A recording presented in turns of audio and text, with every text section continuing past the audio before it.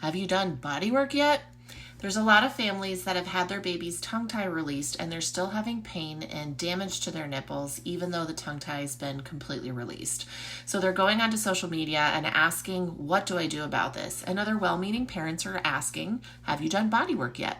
And these families are saying, what's body work and what is the difference between them?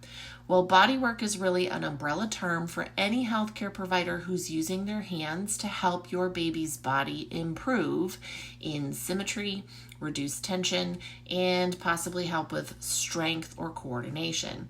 So who are those body workers? Well, they can be osteopaths, chiropractors, craniosacral or craniosacral fascial therapists, physical and occupational therapists. Those are the most common body workers who are helping babies with their body issues.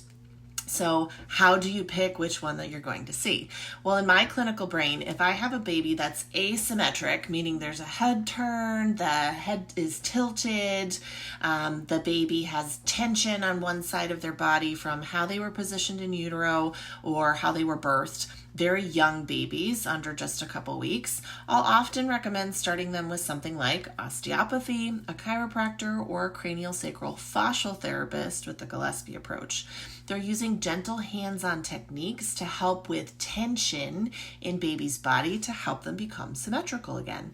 And once they're symmetrical, it's much easier to feed more effectively.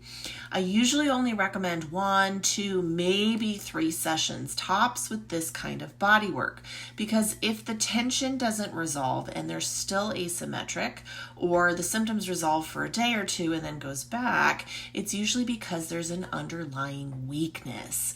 And with underlying weakness, those babies actually need exercises or therapy to help their body maintain those skills.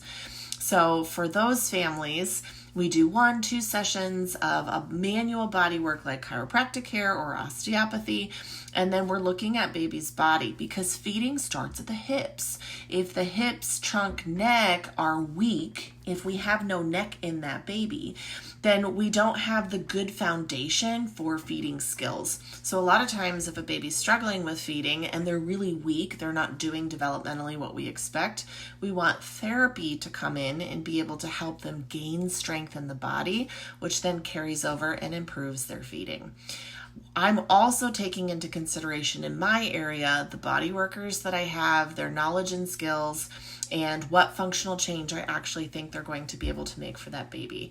So if you're wondering, does my baby need body work? They might, and it really depends on who's in your area doing those body works. Now you know.